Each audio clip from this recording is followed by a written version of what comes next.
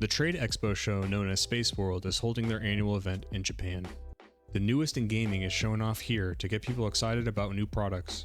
This year, the Game Boy camera and printer are shown, as well as the N64 transfer pack. There was also a prototype shown for a new game. A game that would be the follow-up to one of the most incredible releases in gaming history. It would look very different from the final product, but nonetheless, it was coming.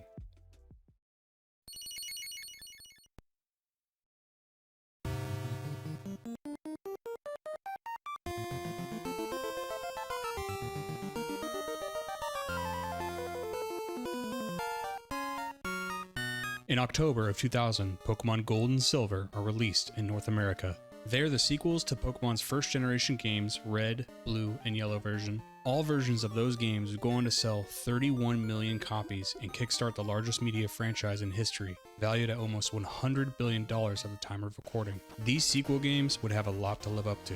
Could they meet or even exceed fan expectations? Welcome folks, I'm Livid. Today we'll be looking back at Pokemon Gold and Silver, the second generation of Pokemon. It's been 3 years since the events in Pokemon Red and Blue. We play in a whole new area called the Johto region. Johto is inspired by the real-life Kansai region in Japan, famed for its beautiful traditional temples and architecture. There are 100 new Pokemon spread throughout the region. Some are even new evolutions or pre-evolutions to Pokemon we are already familiar with. There are 2 new types, new items, new moves, and so much more we'll get into later. You play as a young boy who's from New Barktown. He's eager to begin his journey to become a great Pokemon trainer, but a mysterious person is lurking in New Barktown. He causes a bit of havoc early on that spurns a new rivalry between the two of you. You'll have to collect the 8 gym badges of the Johto region to compete in the Elite Four challenge to face the champion. While doing that, you'll also be catching them all to complete your Pokedex. The remnants of Team Rocket have invaded the Johto region. They have no leadership now that their leader from the first games, Giovanni, has abandoned the group. This may actually make them more dangerous, as they make impulsive and rash decisions without leadership. It'll of course be up to you, a child, to save the region. Hey, if the formula works, why mess with it? Let's get my bias out of the way.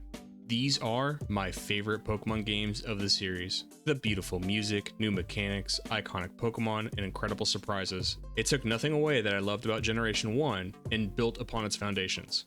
I'm gonna have a few criticisms, but they won't be many. I love these games dearly, and that will affect my analysis. I just wanted to be honest with you guys. If you end up liking this video, please like, comment, subscribe. It really does help. Thank you. I replayed Pokemon Silver while making this video, as it's the one I played least as a kid. What immediately stood out to me was the sprites. Pokemon Gold and Silver had entirely different front-facing sprites, and I must have played so little of Silver that I never noticed this. I'm not exaggerating when I say this was a fun way to rediscover these games because it gave me a little bit of wonder again. Sure, I knew the Pokemon, but now I wanted to encounter them just to see how different the sprites were. Outside of the sprites, the differences are which box legendary you get during the story and which one you encounter later in game. You actually get access to both. Of course, there are version-exclusive Pokemon depending on which game you are playing. In order to start our journey, we need a Pokemon. And luckily, we have the local town professor, Professor Elm. He's a bit of a nervous wreck, but we love him. In exchange for helping Professor Elm with an errand, he gives you a Pokemon. Our new starters are Cyndaquil, the fire type, Chikorita, the grass type, and Totodile, the water type. I think they're all really good design-wise, but Chikorita is more on the cute side than the cool side. For me, it's always been a tie between Cyndaquil and Totodile for my favorite. For this video, I took Cyndaquil because one of my favorite things to do is to teach its final form, Typhlosion, Thunder Punch, from a TM you get later. It's a great move when you're facing opposing water types. One of the first things that you notice as you start the game is that you input the time and day. That's because Pokemon Gold and Silver introduces a day and night cycle. This was pretty revolutionary when compared to the first games. When you saved and turned off your Game Boy in the original games, everything was in stasis. Nothing moved, nothing changed. But in these games, there's always stuff moving around and changing depending on the time and day. You can encounter different Pokemon in the day that you can at night. Particular events like the bug catching contests are only held on certain days. Different NPCs will show up to offer services or give you items depending on what day of the week it is. Back in its time, this was a really cool concept. It made the games feel alive. It felt like there was a world that didn't need you there sitting and watching it in order to exist. There are even new evolutions tied to this day-night cycle. Eevee can evolve into Espeon during the day or Umbreon at night. I like how they add a new concept of day and night, but then they also tie mechanics into it like a new evolution. I will say these concepts are cool if you want a laid-back experience where you're playing a couple hours a day and waiting on certain events. I have to say now that these concepts can be kind of annoying. For example, Lapras shows up at Union Cave every Friday. Lapras is an amazing Pokemon, and I'd love to have it on my team to pair with my Cyndaquil. But say I start playing on a Monday. I may actually beat the games before Friday even comes, even though I would have loved to have Lapras on my team. Again, it comes down to what situation you're in. I'm just at a point in life where it's kind of hard to maneuver around these events. Before setting off on your journey, your mom gives you the Pokegear. This is kind of like the iPhone before there was an iPhone. It does a little bit of everything. It shows you the time and day, holds the town map, has a radio where you can listen to various unique songs or read radio broadcasts. And of course, it acts like a phone. It will record the numbers of trainers you've encountered, and they'll call you to tell you about Pokemon they've encountered, rematches, and even tell you about their shorts. Your mother will also call and ask if she can save your money with her. She will help you store your money, and she'll buy random stuff from time to time. Sometimes it's useless, but other times it's unique items you can only get from her, like a big Snorlax doll to decorate your room. Don't worry, I had no idea either until researching for this video, and I've been playing for almost 25 years. Your rival's canon name is Silver. He's my favorite kind of rival, a total jerk. He actually steals his starter from Professor Elm's lab. He's much more of a punk than Blue was from the first games, but it's a different type of rivalry than you had with Blue. One is pure competition. Sure, Blue was a jerk, but I'm not sure he was breaking any laws. Silver, on the other hand, is a criminal. He steals his first Pokemon from the professor. It's implied he even steals Sneasel later, but he's complicated. I'll bring him up later. There are two new types, Steel and Dark. They were likely added to balance out certain Pokemon's typings and move pools. But the one that was extremely necessary was Dark type. Psychic type was absolutely overpowered in Gen 1. It needed another type that was good against it, so Dark type was made super effective against Psychic. There are 8 gym battles in Johto, and they function very much like they did in the first games. You have to collect all 8 by defeating their gym leader in a Pokemon battle. There are sometimes puzzles in these gyms that you have to complete, but most of them in Gen 2 are saved for a little bit later in the journey. Falkner is our first gym leader, located in Violet City. He specializes in flying-type Pokemon. One thing I learned from an old man NPC in Violet City was that Falkner inherited the gym from his father and has been performing well since he took it over. I like little lore snippets like that. Falkner himself is a pretty easy challenge. You may have a struggle if you just have Chikorita, but you should be fine anyway. Bugsy is the second gym leader located in Azalea Town. The gym's theme is bug type. Bugsy is pretty easy. Even Scyther isn't that scary because it only knows Quick Attack and Fury Cutter. The third gym is led by Whitney of Goldenrod City. Her speciality is normal types. And listen, I don't care what anybody says or how good at Pokemon you are. Whitney is a beast. Her Miltank will roll over anyone, and I mean literally. Miltank will use Rollout, which gets progressively stronger with each successive hit. It only needs to connect a few times to wipe out all of your Pokemon. Its defensive stats keep it in the fight. If its health ever gets low, it uses Milk Drink, which heals it. It's a tough fight. But then, to top it off, Whitney will throw a tantrum and refuse to give you the gym badge initially. I remember when I first fought her as a kid, after so many times losing, I finally won and was confused why I didn't get the badge. There's an NPC that will tell you to turn around and ask her again to get the badge, but like I said, I was a kid and I barely ever read anything, so I just walked out of the gym and drove myself crazy trying to figure out where to go next. She will eventually give you the badge, of course, you just gotta talk to her again. Morty is the ghost trainer in the 4th gym in GlitchxCity. His gym has one of the first real puzzles, which are invisible tiles you have to navigate. The fight itself has always been easy for me personally because I've always harassed the Gengar line with the ground type attacks to exploit its poison type. In Generation 2, you can still land your ground type moves on the Gengar line because they don't have Levitate. Chuck is basically Chuck Norris and our 5th gym leader. He's in Cyanwood, Cinnawood, I don't know how to say that. His fighting type Pokemon are pretty good actually. His Poliwrath will use Chuck's signature move of Dynamic Punch, which can hit hard.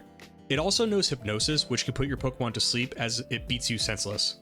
In Olivine City, we have Jasmine. Steel-type Pokemon are her specialty, and her premier Pokemon is the new evolution to Onix, Steelix. Steelix is a beast, but any super effective special-based damage will destroy it quick. I still remember losing to her a lot back in the day until I realized Steel-type was weak to Fire-type.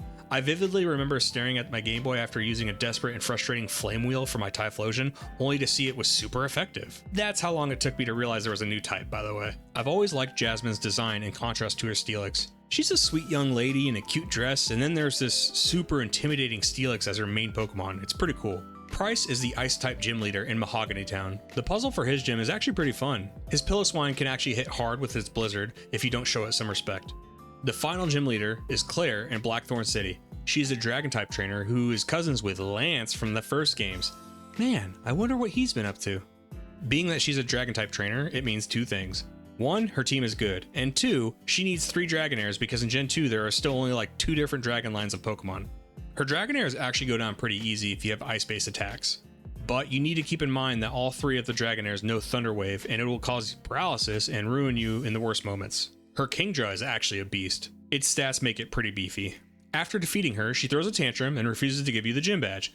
She demands you retrieve the Dragon Fang from the Dragon Den. Why do I have to retrieve anything? I already beat you. And what's up with these tantrums in the Johto region, by the way?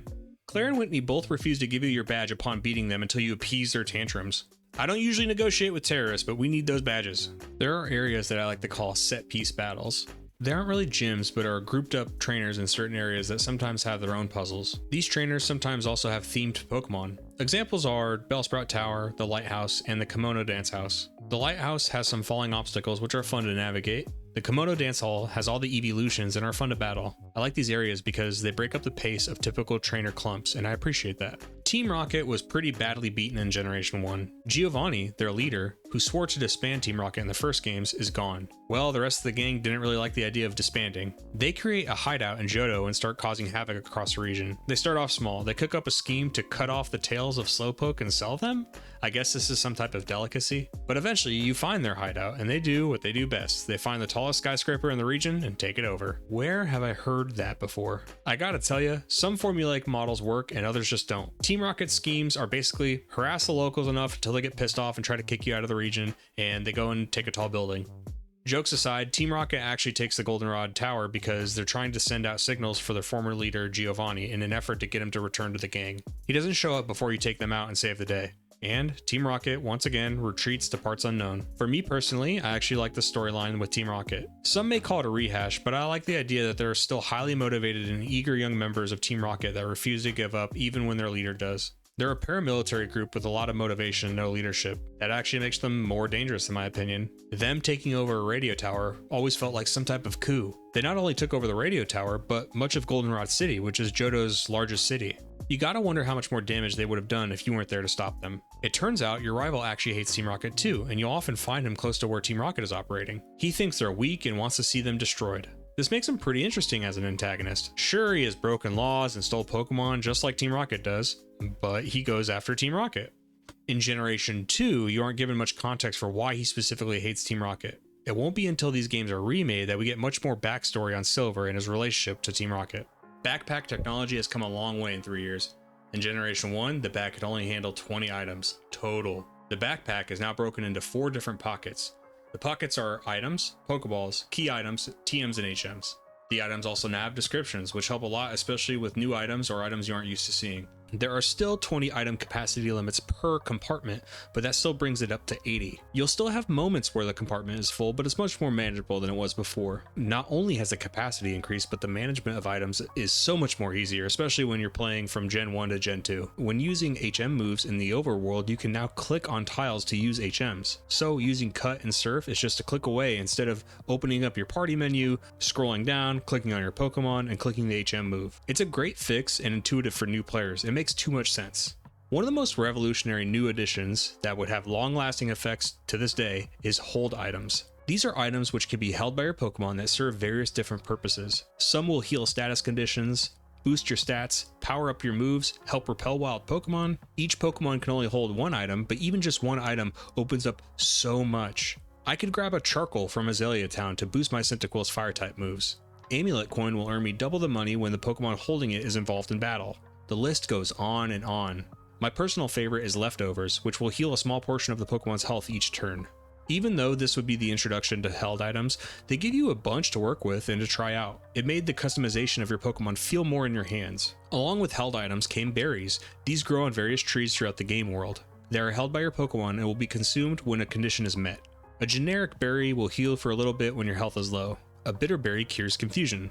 A mint berry wakes up your Pokemon if it's put to sleep, and so on. The downside is once these berries are used in battle, they're gone, unlike a typical held item which is static. But you can get new berries every day when you return to those trees. Mail was another type of held item, but there isn't much to say about it. You can purchase mail and input pre-written dialogue options on them. You attach them to a Pokemon and trade it to a friend so they can read it. It's cool. The mail will also get sent to your PC when you open it so you can read it later. There's a few specialty Pokemon balls in this generation. You meet a man named Kurt in Azalea Town just as Team Rocket is raiding the Slowpoke well. He's a grumpy old man that makes specialty Pokeballs. Once you free Slowpoke of their plight, Kurt agrees to help you make specialty Pokeballs if you bring him apricorns. Apricorns grow on trees just like berries do. Kurt has a range of special Pokeballs he can make. They offer various benefits, but to be completely honest, this was only cool as a kid. Just seeing the names of the Pokeballs was awesome. In Generation 2, the type of Pokeballs they're caught in is not specialized. they will still appear to be in a normal Pokeball. So for me, it's not worth the effort of collecting apricorns and waiting for Kurt to make the Pokeballs. I'll just keep throwing Great Balls at that Pokemon if I want to catch it. Breeding is another long-lasting mechanic that'd be introduced in Gen 2. When you put two compatible Pokemon in the same egg group together in a daycare of opposite genders and give them enough time to themselves, an egg will appear. The egg will always be of their mother's type, and the benefit here is being able to learn special moves from each other that the Pokemon would not normally be able to learn outside of breeding. With the addition of breeding, we're given baby Pokemon. I'm going to need your guys' help on this one. I don't know why baby forms of new Pokemon were made. Pichu you can wave off as an excuse to make an even cuter Pikachu, but the other ones I'm less sure about. I mean, don't get me wrong, of course they're cute. I guess if you're trying to fill out the roster and make single stage Pokemon make more sense, it's fine. Maybe that's the reason. With the addition of breeding, of course there's eggs. You're actually given an egg during the story and it would eventually emerge as a Togepi. For any fans of the anime series, Togepi was our first hint that new Pokemon were coming that was not part of the original 151. I still remember getting the egg for the first time and getting Togepi and freaking out saying, I know what this is! Another weird thing I'd do as a kid is breed my starter Pokemon to get a baby, and then I'd walk around with the starter and the baby, and it was almost like having a parent and kid. I don't know, maybe I was weird, but kids have a huge imagination, so you get pretty invested. During the events of Lake Rage, you see a red Gyarados. This Gyarados was many people's introduction to shiny Pokemon. Shiny Pokemon are alternate color palettes to Pokemon you encounter in the wild. Some are more noticeable than others. The odds of encountering a shiny outside of the red Gyarados are 1 in 8,192. For anyone who scoffs at that number, if you aren't intently looking for one and spending hours, maybe even days, specifically doing that, it's entirely possible to not see a shiny for several years of playing these games. Even if you don't see one for a long time, the idea that they exist is exciting though. Now, every time you encounter a wild Pokemon, there's a small chance you could find a shiny. In a game with a lot of random encounters, I actually like something like that. Lugia and Ho-Oh are the box legendaries, referring to their appearance on the box rather than the starter Pokemon from the previous generations. Depending on what game you pick, that will be the legendary you encounter sooner in the game, but you can get the other one later in game, which is really cool. Lugia is known as the Guardian of the Seas, although it's not water type. It's psychic and flying. Its signature move is Aeroblast, which is amazing in game. Lugia can be found in the Whirl Islands. Quick rant, I hate the Whirl Islands. It consists of 4 islands and you have to navigate through a maze to reach Lugia, but you need Surf, Whirlpool, Flash, and Strength if you're going to navigate these islands, and the encounter rate for wild Pokemon is high. Every few steps you get an encounter. This recent playthrough reminded me of how much I hate the Whirl Islands. Whew, anyway, Ho-Oh is known as the Guardian of the Skies. It's said any who happen to witness it will be promised eternal happiness. I've always loved this thing's design. It's just beautiful, and I like the little green line running through the wings. It's located in the Tin Tower, which is a bit of a maze, but you don't need nearly as much as you do for the Whirl Islands. Take that, Lugia. Both of these legendaries reference local legends of the Johto region, just like the Kansai region it's based off of. For most of my life, I've always loved Ho-Oh, but I must admit I caught Lugia and used it in my recent replay, and Lugia is just as awesome. The move pool it gets is great, and the signature move it gets, Aeroblast, is amazing. I think my assessment today would be more even on which one I like now. The legendary beasts, or how I've always referred to them, the legendary dogs, are our new legendary trio, Raikou, Entei, and Suicune. Each one has an incredible design and can be really fun to use in a playthrough. But like I said, I always like to call them legendary dogs. I guess depending on where you grew up changes what you call them. I've heard them referred to as dogs, cats, or beasts. Ho-Oh is actually seen as the leader of this trio because it's what actually resurrected them after a fire in the Brass Tower. They were said to have been 3 unnamed Pokemon. This of course led to speculation on what those Pokemon could have been. A popular theory that I happen to agree with suggests that they were Jolteon, Flareon, and Vaporeon. I'm sure you guys can see where that is going. But also within GlitchxCity is the Kimono Dance House, where the women use all of the evolutions because they're revered. I suppose 150 years ago the tradition had already been established, and maybe that's where they came from. Along with the introduction of legendary beasts was the roaming mechanic. The 3 of these legendaries would move throughout the map semi-randomly and would even run away from you if you didn't happen to have a way to trap them in the battle with moves like Mean Look or Hypnosis. While it can be frustrating to track them down, I've got to tell you, this method feels so much more rewarding of an experience than any other legendary encounter. Legendary Pokemon have always felt like cryptids to me, like chasing Bigfoot. Gen 1 set the tone for a lot of things, but one I wish they never set was mythical Pokemon. The final legendary is Celebi, which is the second mythical Pokemon and follows the Mew model from the previous games by only being obtainable through in-person events. It would be located in Ilex Forest near a shrine if you had access to the GS Ball, which is needed to begin the Celebi encounter. Yeah, I've never been a fan of these methods.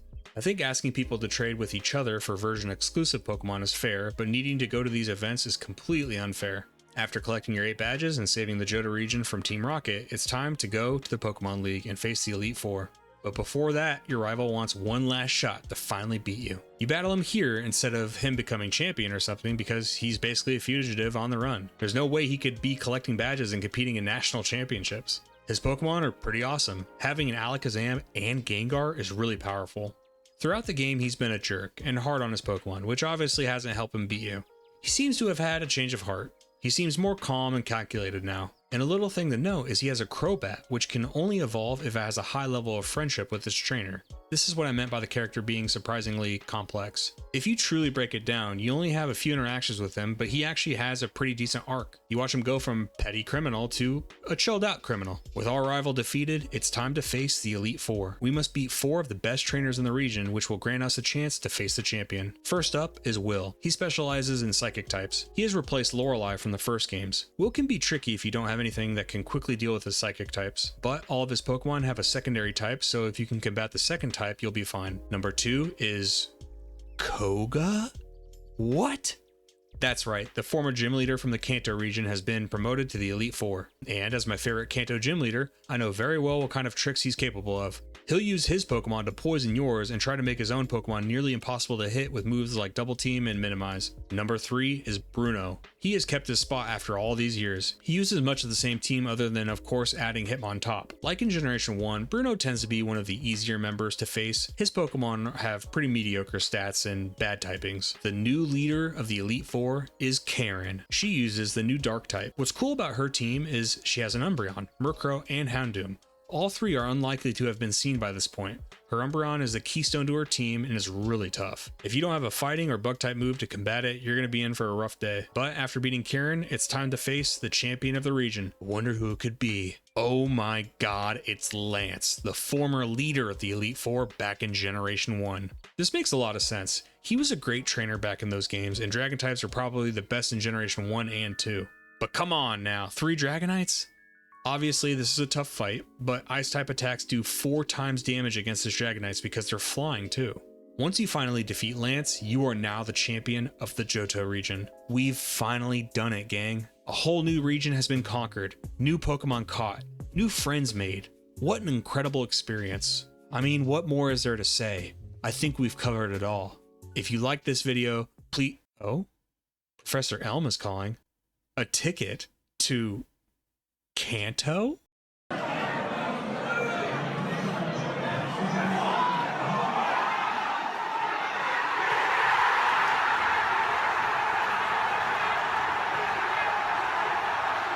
Oh, did you guys think I wasn't going to mention it? Come on now.